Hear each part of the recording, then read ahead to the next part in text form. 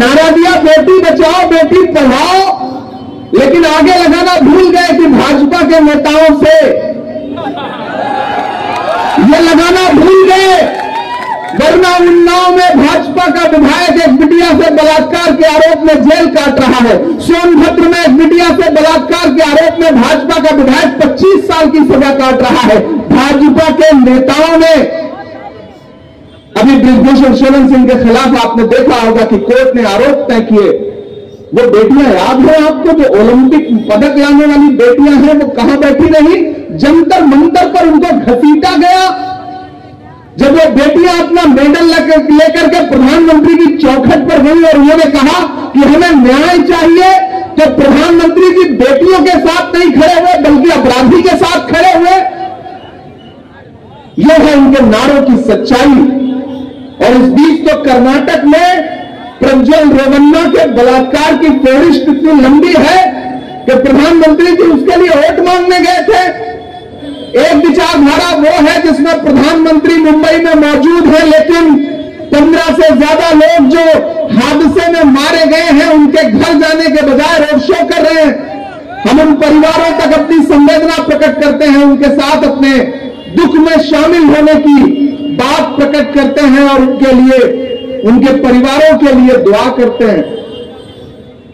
एक तरफ वो विचारधारा है जिसके नेता ये कहते हैं, चाहे वो अरुण गोविल हो, चाहे ज्योति मिर्धा हो, चाहे लल्लू सिंह हो, चाहे अनंत हेगड़े हो, नरेंद्र मोदी जी के ये सारे साथी कहते हैं, इनके भाषण उठा के देख लीजिए कि हमें बहुमत दीजिए क्योंकि हमें संविधान बदलना है।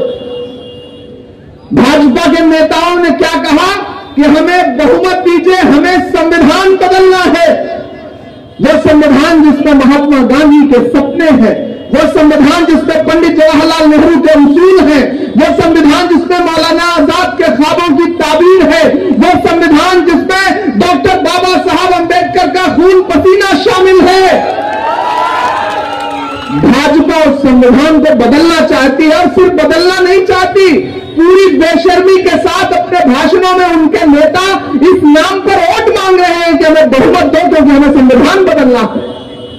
एक तरफ नरेंद्र मोदी जी की वो ताकत खड़ी है जो कह रही है हमें संविधान बदलना है, और एक तरफ राहुल गांधी खड़े हैं जो ये कह रहे हैं कि जब तक मेरे जिस्म में एक भी सांस बाकी है, हम न तो भारत के संविधान पर आंच आने देंगे, न भारत के लोकतंत्र पर आंच आने देंगे।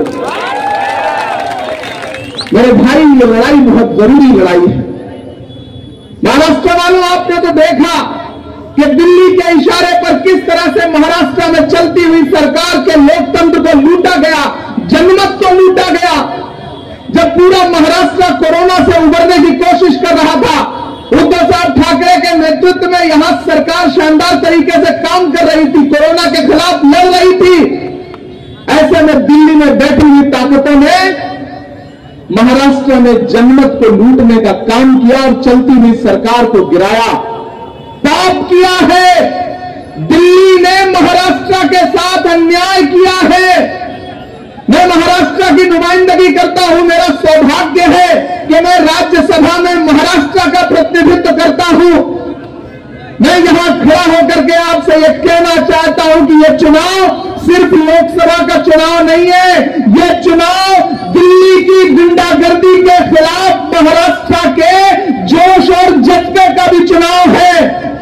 और महाराष्ट्र को, मुंबई को यह दिखाना पड़ेगा कि हम जनमत लूटने वालों की दादागिरी के खिलाफ खड़े हैं।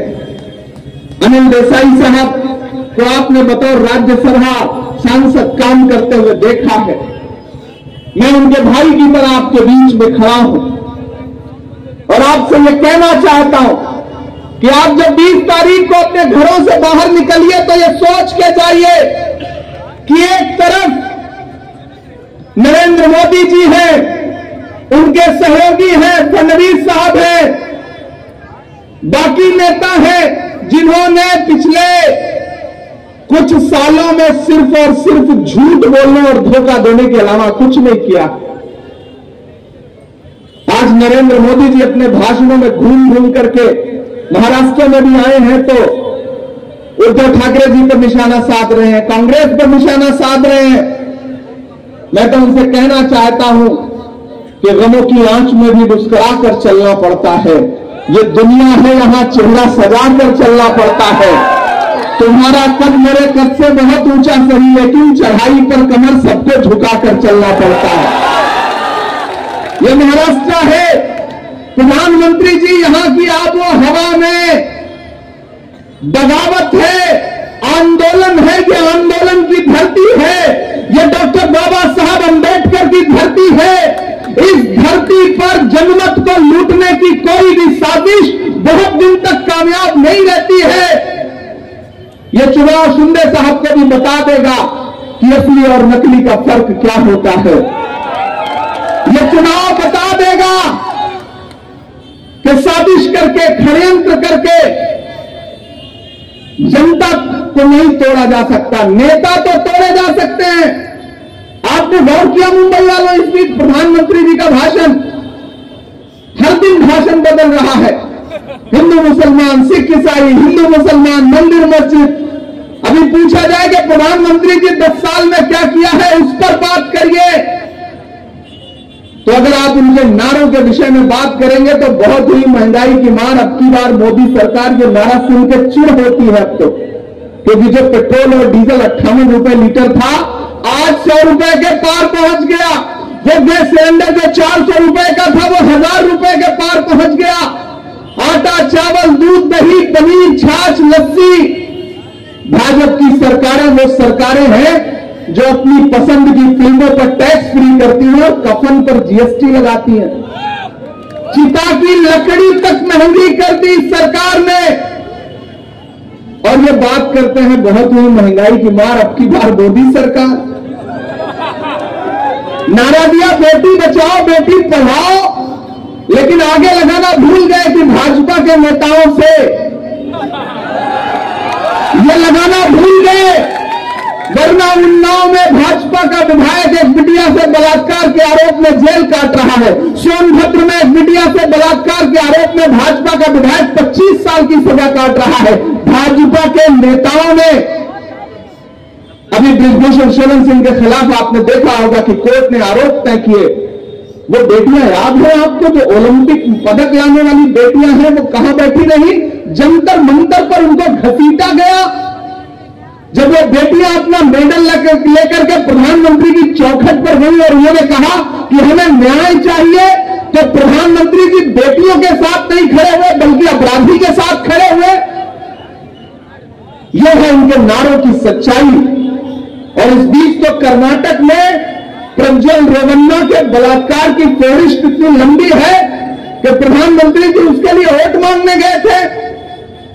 यह है इनका न्याय, यह है इनका शासन कि बेटी बचाओ बेटी पढ़ाओ नारा दिया उन्होंने, और नारे की सच्चाई ये निकल के सामने आई। मुंबई वालों, ये चुनाव बहुत अहम चुनाव है। और प्रधानमंत्री जी कितना भी रोड शो कर ले, उनका प्रायोजित मीडिया कितना भी आपको बताए कि भाजपा की लहर है, भाजपा जीतने जा रही है, नहीं। मैं पूरे देश में प्रचार करता हुआ यहां पहुंचा हूं। केरल हो, उत्तराखंड हो, जम्मू कश्मीर हो, पंजाब हो, उत्तर प्रदेश हो, बिहार हो, बंगाल हो, राजस्थान हो, मैं पूरे देश में प्रचार के कार्यक्रम करता हुआ मुंबई पहुंचा हूं। मीडिया में मोदी जी जीत रहे हैं और जमीन पर इंडिया अलायंस जीत रहा है।